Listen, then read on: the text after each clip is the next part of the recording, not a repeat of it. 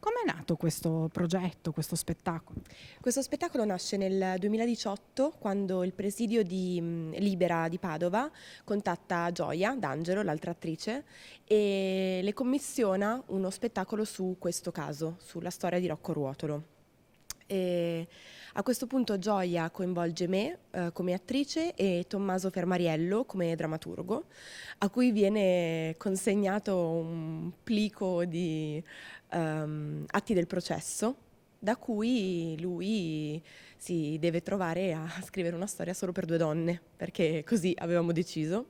E è stata una sfida ovviamente enorme, perché è una storia prevalentemente piena di uomini, molto, molto complessa. Lo studio degli atti ha richiesto molto tempo, fino a che appunto lui ha deciso di raccontare questa storia attraverso gli occhi di due donne, una che è una giornalista che in qualche modo rivive gli accadimenti, e quindi insegna al pubblico, tramanda questa storia, e l'altra che è Rosalina Ruotolo, che è la moglie di Rocco, che invece porta avanti tutto il piano emotivo della storia. Quindi da un lato abbiamo i fatti e dall'altro abbiamo la vita vera. Uno spettacolo che presumo, insomma, abbiate presentato anche in tante scuole. Quanto è importante avvicinare i ragazzi a un messaggio di legalità anche attraverso il teatro?